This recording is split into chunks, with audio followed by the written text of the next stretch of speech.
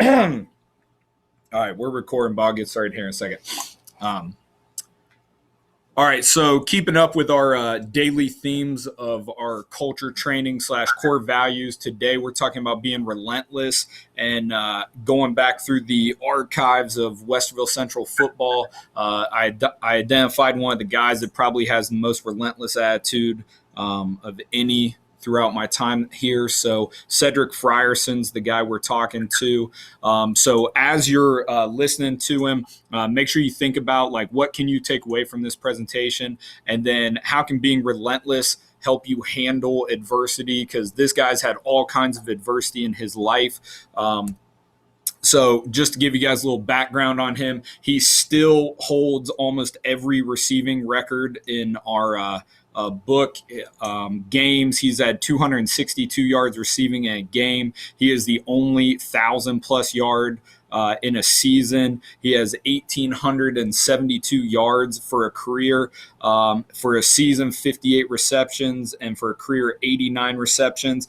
And not only that, I think Cedric could tell you probably the most important thing or impressive thing to him is they were 31-6 as a team in his 3 years of varsity football. And eventually he ended up at Ashland University playing football with a lot of bumps along the way. So, Ced, thanks for joining us.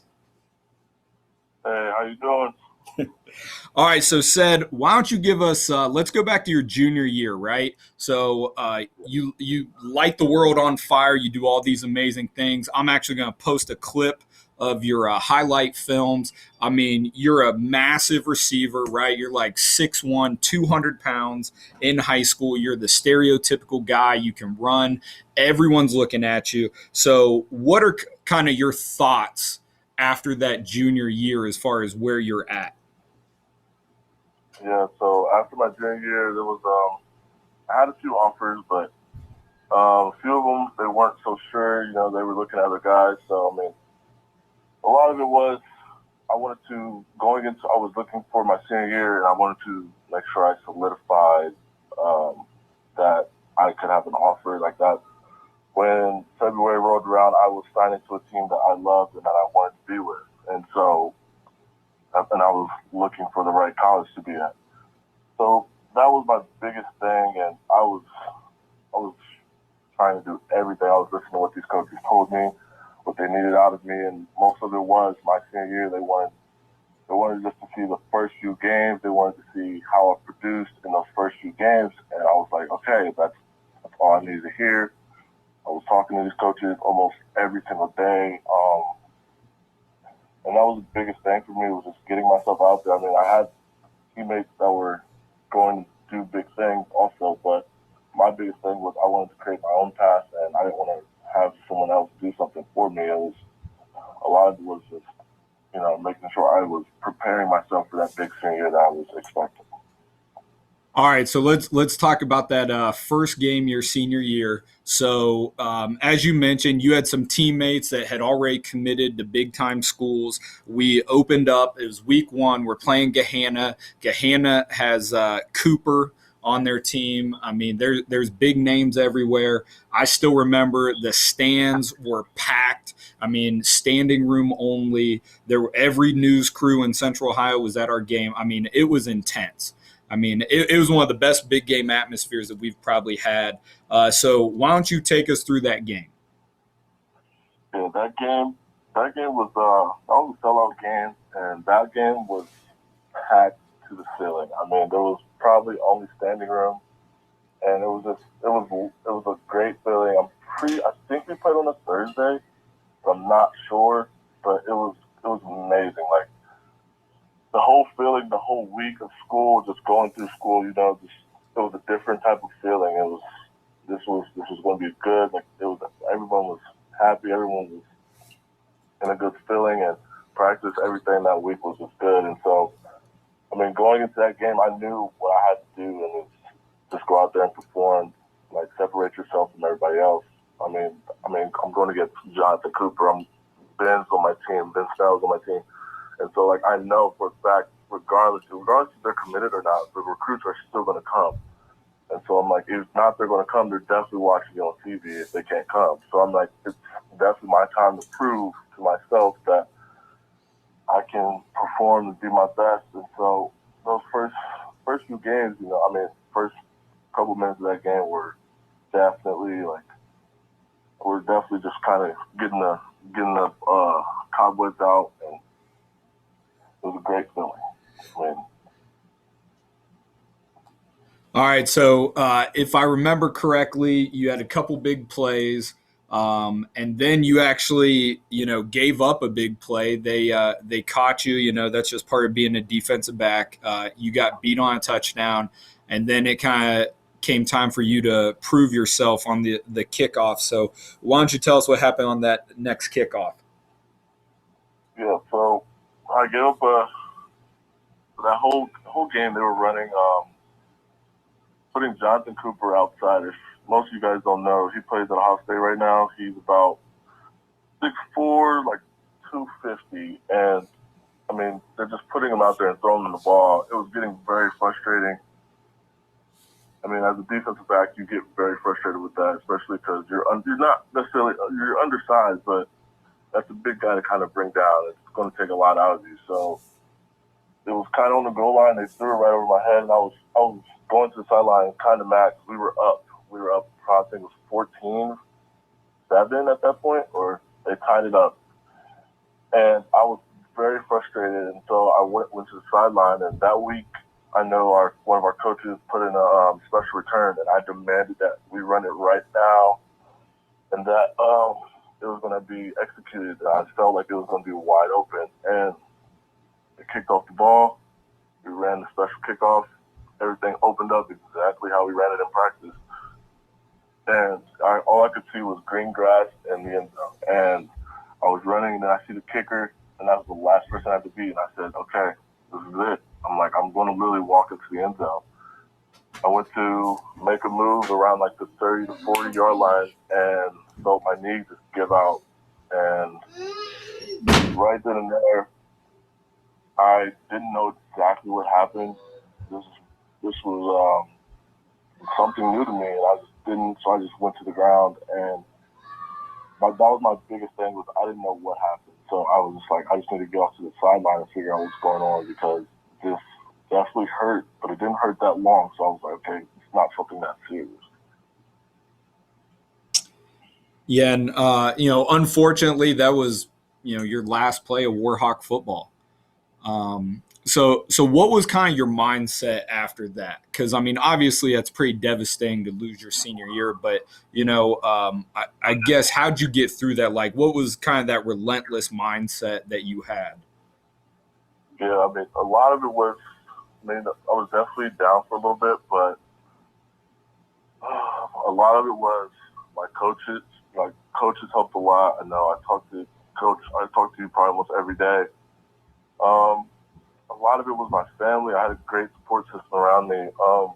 But a lot of it was also working to know that I can still do what I want to do and still go to a school that wants me. Some of those schools were still coming in if they still wanted me and they still wanted to be around me, still wanted me to come to the schools because I had still built up that, I've had a resume or a track record of just everything that I've done. So they were like, still schools, they're like, you can come back from this. And that was a big motivator for me. And a lot of my friends were telling me like, bro, a lot of people come back from this, like it's not that serious. And so I was just working and working to get back. And a lot of it was, like being relentless is it can a lot of people have it and some people you can earn it, you can get it, but it's how much you want something and it's how much what are you gonna do, how bad do you really want to be? How bad do you really want that thing or that achievement of what it is? And my thing was I knew that I was good enough to play at the next level. Now, what next level that was, I wasn't sure, but I knew I was good enough to play at the next level of college, NFL. I knew I was good to play.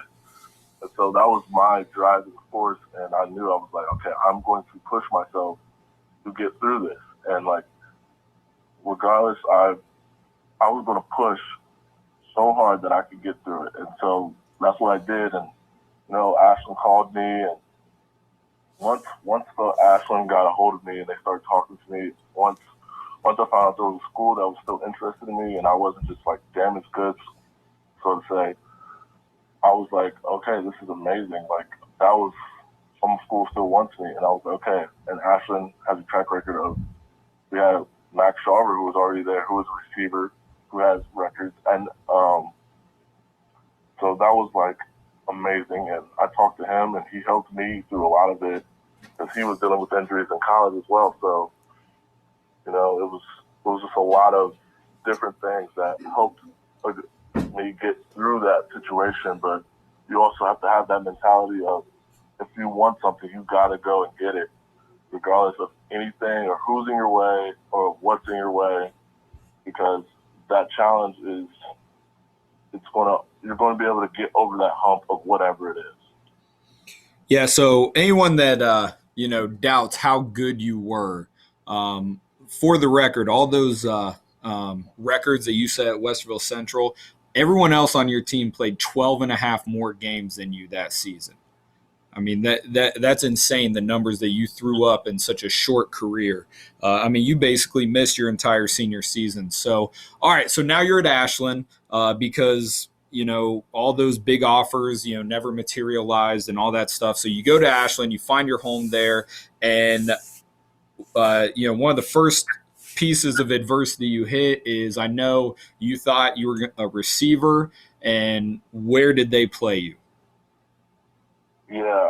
So the first thing when I got there, I thought I was going to play receiver, but I ended up playing defensive back, which wasn't really something I played both in high school, but it wasn't corner. They were moving me to safety. Now that was something new for me because I have never played safety. It was always running back, receiver, or corner. Like, that was something new. So I had to go and I had to learn a whole new position, a whole new defense, while also getting adjusted to college.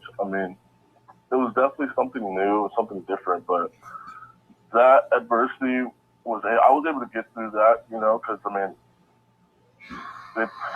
as a football player, if you want to play, you'll play, and they tell you play over here, play over there, that's fine. And that was always my biggest thing was, I don't care where I play, I just want to be on the field. I've lined up at running back a few times. I've lined up. Hey, coach, you remember we didn't have a backup quarterback behind Gavin. I was trying out for that a little bit. So I remember. Yeah, I was just trying to do anywhere. It felt like if I could be a help anywhere, I was always willing to do it. So that was one of my biggest things. And all right, so let's talk about the next piece of adversity you hit at Ashland. So what happened next on special teams? So yeah, I go on. I've had a good freshman year. I played, but I didn't play a lot like I wanted to. So I was thinking, okay, my sophomore year, I got 3 more years. Sophomore year, it's gonna be my year. I'm gonna do great. I've solidified that I know how to play safety. Like, I'm gonna do all these great things now, and I'm gonna push over everybody else. So I'm working, and I go into my sophomore year, good shape, battling with a junior that's in front of me, and he was a junior at the time, and they were saying that, honestly, you guys are probably so good that you guys are just going to have to split reps equally.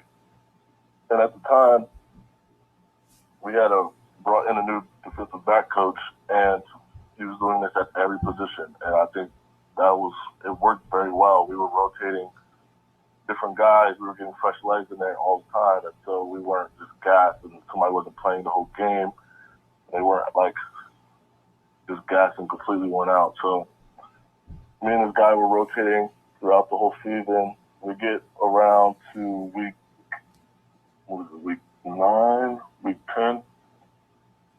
And we're playing Grand Valley State. Grand Valley State is top tier Division II team. They are everything a Division II school wants to be, and they could almost be,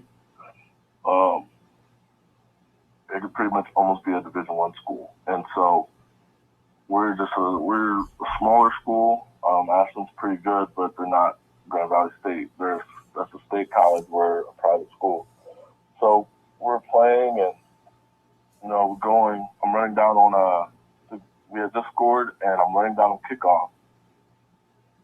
Running down, I steal the ball, and I'm trying to get by this guy, and I go to cut one way, and my knee kind of buckled, and I was like, oh wow, that didn't feel right. So play ends, and I go over to the sideline, tell the trainers, they're like, okay, like, just sit out the rest of this half. There was like 2 minutes left in the half. Sit out the rest of the half. They looked at me at halftime. They're like, you look fine. Everything looks good. They threw a sleeve on my knee just to keep everything tight, just in case, I go back out on the field after halftime, and it's roughly around middle of the third, I think. And I remember I was out there. We were running some coverage, and the corner gets beat. He gets the tackle, and breaks the tackle. Receiver breaks the tackle. And I go up to try to make the tackle, and when I'm going, my knee just completely gives out as soon as when I go to reach for him, and I didn't know what happened. And I saw my other teammates coming. I held onto his jersey for as long as I could. Other teammates came and rallied behind me and to get him up. That was my second time that I've torn my ACL, and I was on my other knee. And so I didn't know that's what I did until probably not the next game, but the game after that when we got to the playoffs. And that's when I was like, wow, okay. But it wasn't, this time I don't think there was so much weighing on me. So it wasn't, I knew what I had to do to get back. That was my biggest thing. And I had already done it. And so I was, okay, I've already done this. I know what I got to do to get back. Just put my head down and keep going. And that's what my biggest thing was. I knew what I got to do. Got to motivate myself. Got to do all this. My teammates are over lifting weights. I'm pretty much having to start from ground zero and having to get back there. And so that was my biggest thing. And I was just working to get back. And I remember I was able to finally start running and getting back into it during spring ball. And I remember my teammates would just cheer me on. And that was a great feeling that they wanted me back. They wanted me to be back there. And I was like, so that was also another driving force. And I mean, you just got to, the relentless of coming back after a second one. Like, a lot of people, if they tear a second one, they're emotionally just done. Like, they can't do it. It's draining because you're sitting out for 6 months to 9 months, just sitting there. Most of it is you're not really doing much. You're just training the whole time. A lot of PT. And so some people are just like, you know what, I don't want to do all that. I'll just do PT for however so long and then just be done. And so you got to have a different mentality when you face an adversity, especially when it's an injury. When you've done it the second time, well, you know if you come back from it the first time, I think you should be able to come back from it again. So you should be able to push yourself to get over that hump again, even though it's going to be 10 times harder than it was before, to get over that hump. And so I think that was my biggest driving force. Was I still have 2 more years, and I want to be good to go by my junior year. All right, so how'd your career finish out at Ashland? So my career finished out at Ashland. Junior year wasn't as I expected. They were still iffy on my knee, so I didn't play as much. I still played, I just didn't play as much. Going into my senior year, I actually moved back. to receiver because I wasn't looking like I was going to play that much. Just by they brought in some transfers, brought in some different types of people, and it wasn't looking like they were they were still sticking with me. And so that's when I was like, okay, well, let me see if I can go back to receiver and, because I know I was good at that. And so they let me move back. I went through all the spring at receiver, did great, did amazing.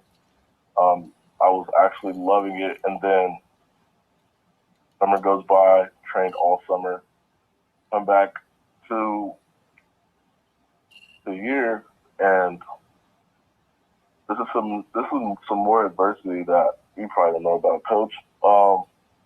But I go in, and as we used to open up with the first two games, and I didn't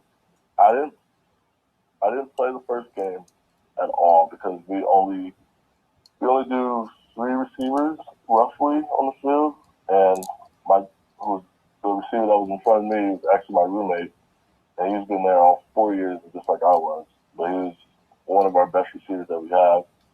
So I didn't play that game. I was signaling, and that was the first time I didn't really play in a full game, and I don't know how long, but I wasn't hurt. And then we went on the road to Walsh, and I wasn't on the travel list, and that was the first time when everything was really sinking in. I was like, okay. I was like, wow. And that's when I had a decision to make if I wanted to either redshirt or if I wanted to, I don't know, redshirt, go somewhere else, or just stick it out. Maybe stuff will change. You never know. So I was sitting there, and I continued to play, and then one of my coaches came up to me one day, and they said, we have an offer for you. And I said, what is it? And they wanted me to move back to defense because at the time we had lost a lot of our defensive players. We lost a lot of corners, a lot of safeties, and they needed someone to come back, considering I already knew the defense, and it wouldn't be that hard for me to come back and play and learn everything else. And so I did that because I felt that was the best option for me. I said, once again, I want to play regardless. That is my biggest thing. It was my senior year also. I was like, I'm not just going to spend my senior year sitting, so I would rather play than not play at all. And so I came and I moved back.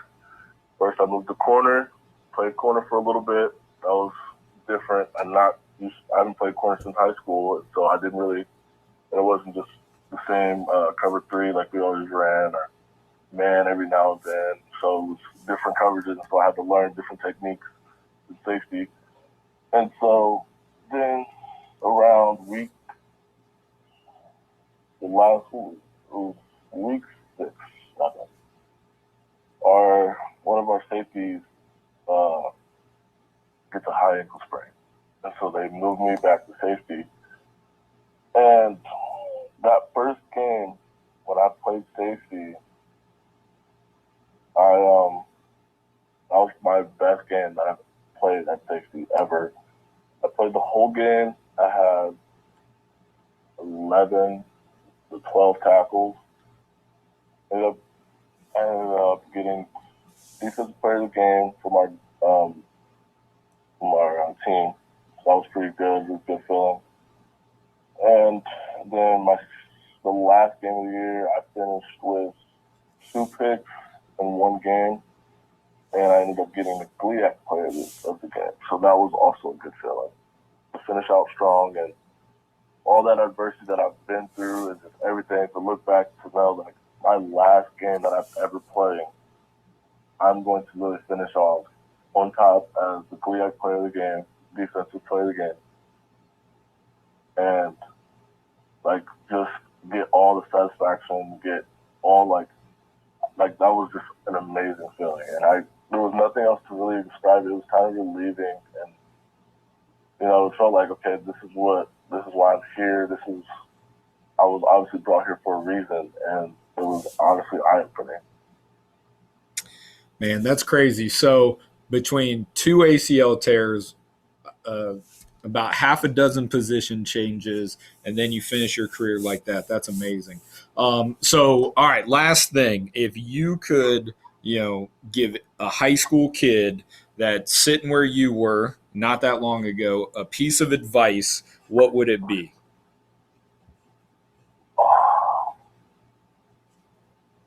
To there. You know, it's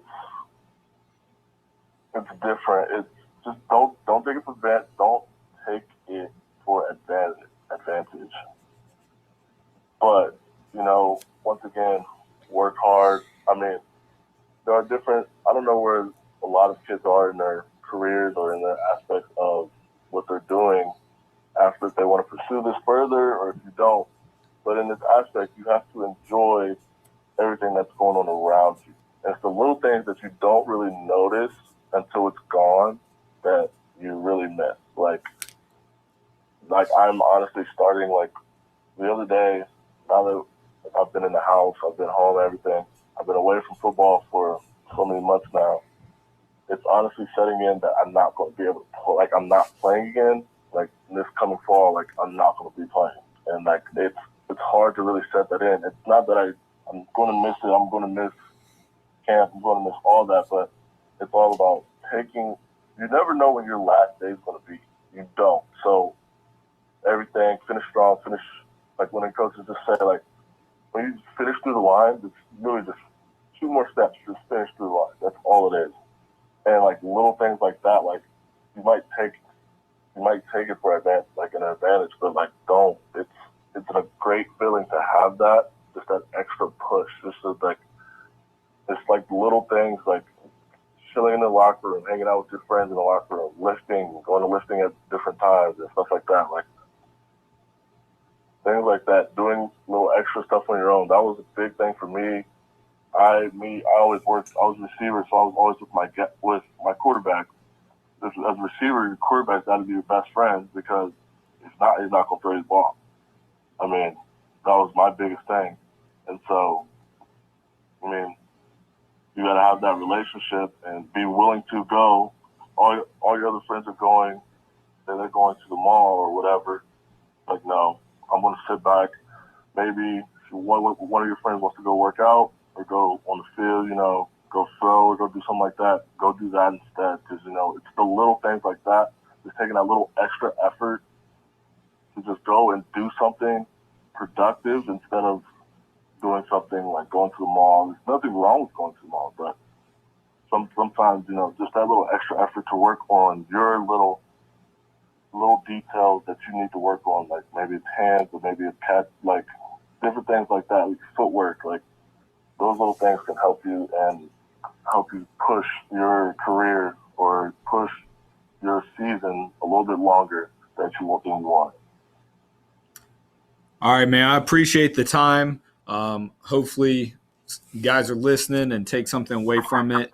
And obviously, you're still a part of this program. If you ever need anything, please come back and see us, okay? I will, Coach.